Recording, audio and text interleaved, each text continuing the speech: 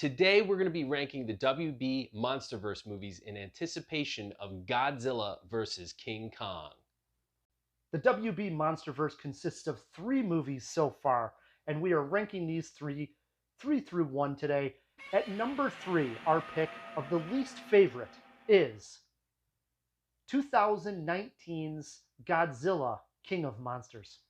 This one was the one that I cared the least about the humans in. I wanted some more connection to the story. Now, don't get me wrong, I like a good knockdown, throwdown battle between these giant kaiju, but I need some kind of story to care about, all the destruction. Now, you say the lack of human element. They threw in Millie Bobby Brown. You have to care about Millie Bobby Brown, don't you? You do. I think that's in her contract. You have to care about Millie Bobby Brown. And I really like the villain here as well. Charles Dance plays his best villainous role since he was trying to steal the Ajanti dagger from Eddie Murphy. What do you think of the other monsters besides Godzilla? Well, it was really cool to see all the old kaiju from the Toho films come back. We see Rodan in this one, of course, King Ghidorah.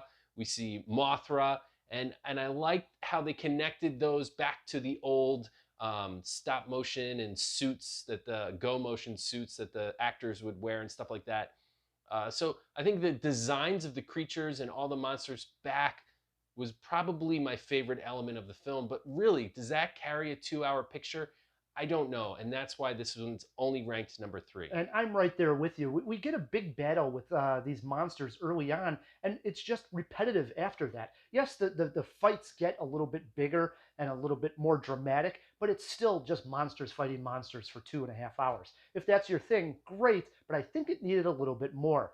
And that's where our number 2 pick comes in. At number 2, we have the original Godzilla in this new monster universe that came out in 2014. It was directed by Gareth Edwards.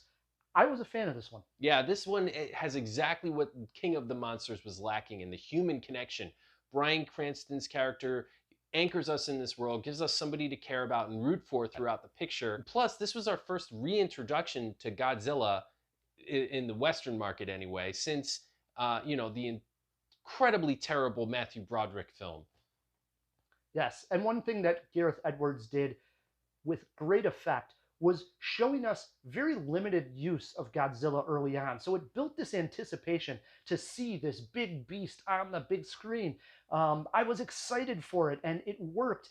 So finally, when Godzilla does his atomic breath, the theater was cheering. It completely worked. The momentum was for Godzilla at this point. For me, it was that roar. When I heard that roar, yeah, it was like that nostalgic, that perfect fix of nostalgia when we finally see Godzilla on screen again. It was great. I agree. He took a page out of Spielberg's book, built up that anticipation for the creature, and then when we finally see Godzilla in his grandeur, it made it all that much more impactful. So that leaves us with our number 1 pick of the monster universe thus far, and we select Kong, Skull Island from 2017.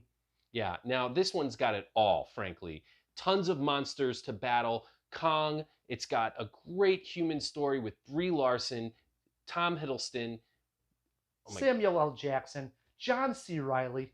Yeah, not to mention Sam Jackson puts in a great performance, and the guys that play the soldiers, everybody in this picture was wonderful as far as the humans go. And then you have all kinds of crazy monsters on Skull Island, like the crawlers, the mother longlegs, the Meyer squid, the crazy giant buffalo. I mean, it just doesn't stop. Skull Island is scary as hell. What also made this film work is we've seen Kong numerous times, we've seen Godzilla numerous times, but this was the first time we didn't have the traditional Kong storyline of them going to get the big monkey, bringing him back to New York, him climbing up a skyscraper. It was like a refreshing story of King Kong. The visuals worked. You mentioned the cast. I loved Brie Larson in this. I overall thought Kong Skull Island was the most effective monster movie thus far. Yeah, no, I agree. As much as I like the Peter Jackson version of King Kong and going back to like the RKO Pictures King Kong, those films are great. Not taking anything away from that. But in this Monsterverse, King Kong works the best of those 3 pictures, even though they don't follow that storyline, traditional storyline. In fact, maybe because of that. That leads us to Godzilla vs. Kong. Are you ready? I am ready, man. Hell yeah. Let's duke this one out.